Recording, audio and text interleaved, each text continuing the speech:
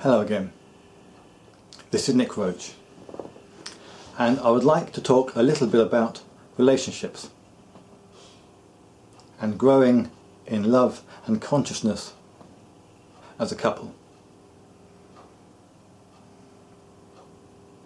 Now, it's hard enough doing it on one's own when one only has one's own emotions to deal with, one's own likes and dislikes, opinions and beliefs, and the challenges of working life come up and down, and you have people at work to deal with. Then you go home and you're on your own dealing with your own stuff.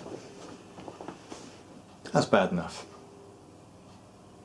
That's hard enough.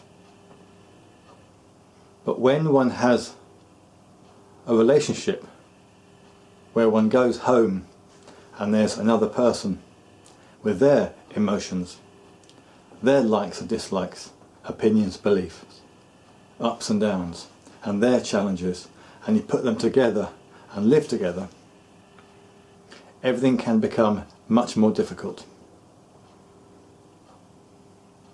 And actually that's how it should be, but we just don't know why. You see, the other person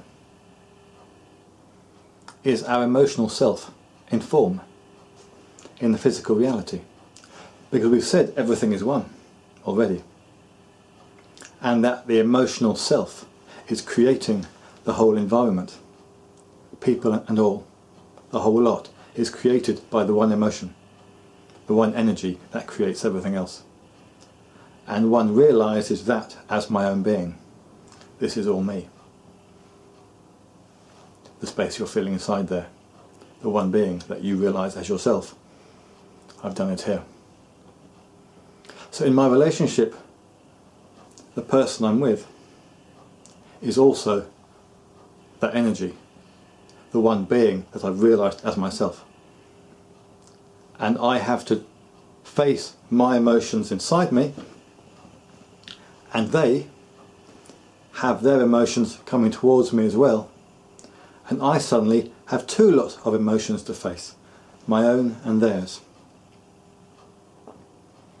And what can happen if people are trying to live a life of being conscious and being aware and loving? One person's emotion comes up, as it has to, because you can't grow in consciousness and love and being without the emotion coming up and being faced. You can't dissolve it until it comes up and it shows itself. So it comes up to be faced. And almost inevitably, they will then, as a person, react and act from that emotional place at that moment. And what happens in the other person is the bit of emotion that's still in them, bit of emotion, that jumps up to defend itself, defend the environment, defend the peace, defend whatever it is. So that comes up, and you have two lots of emotion battling each other.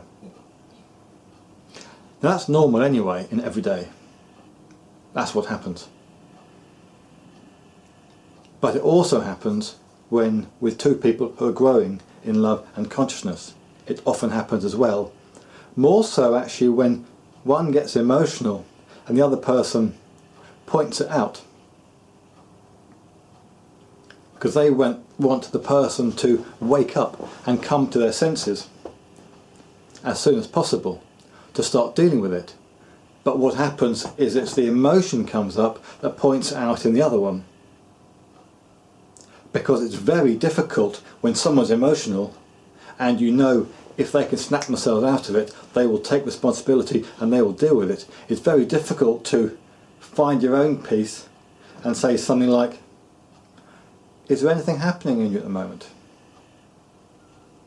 Because your own emotion will come up. I would say, because everything is one, it's my own emotion that created them and their emotion to come at me. But that's taking it to another level. In the first instance, their emotion stirs up my emotion. And so now you've got one person's emotion pointing out the other person's emotion, and they get defensive. Their emotion wants to defend itself, and now it's being attacking directly against the one that's pointing it out, and you've got both lots of emotion arguing about who's being emotional and who was emotional first. And that's fairly normal as well for a while. But the trick is, as fast as possible, to be as observant and quick as possible, that over time stop and pull back and recognise between the two of you, if you can, this is the emotion talking. This is the emotion acting and reacting and defending. This is the emotion. There's you and I love each other. We are conscious. We are aware. And there's this third entity that comes up sometimes and spoils it. And that is the thing we deal with together. And as fast as you can get to that stage, as soon as you can, there's no longer defending your position, because the emotion cannot defend itself anymore. It's you and your partner against the emotion, in either or both of you. It's the emotion. It's come up, it's been exposed, you've had words, then you've seen what's happening, you both step back and you both dissolve your own emotion in yourselves.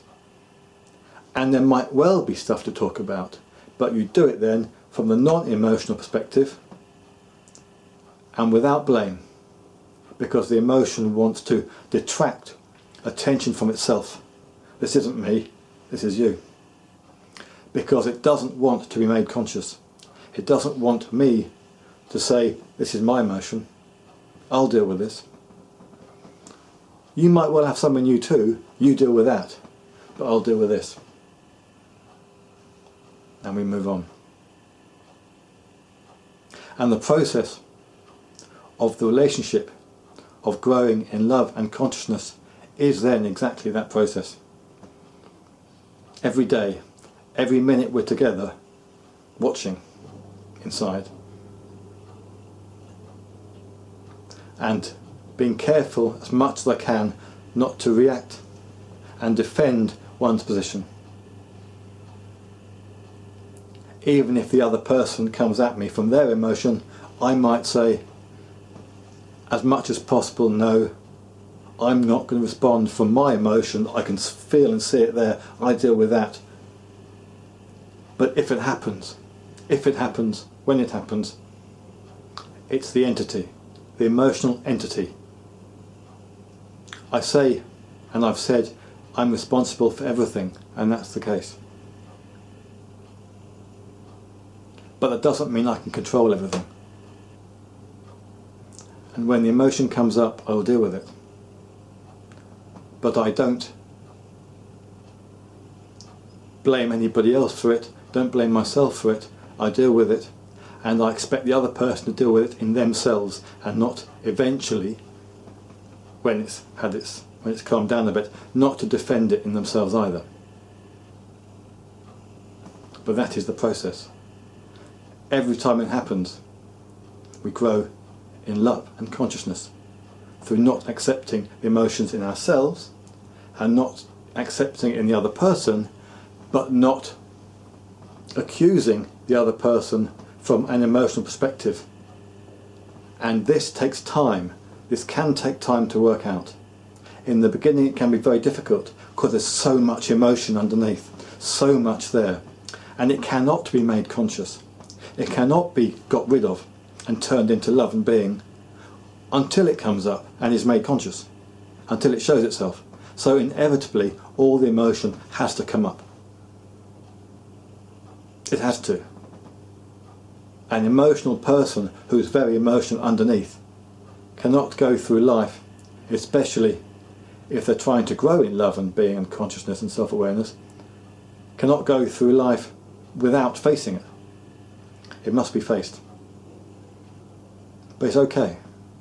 That is the process, that is the game. The idea is for two people who love each other to do it together and help each other through it. And then they grow together.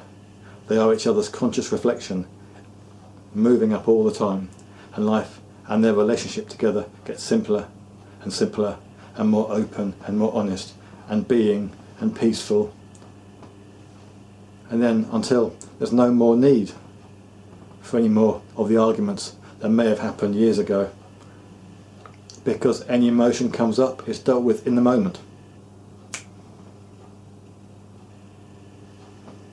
Nothing to argue about, just being. Thank you.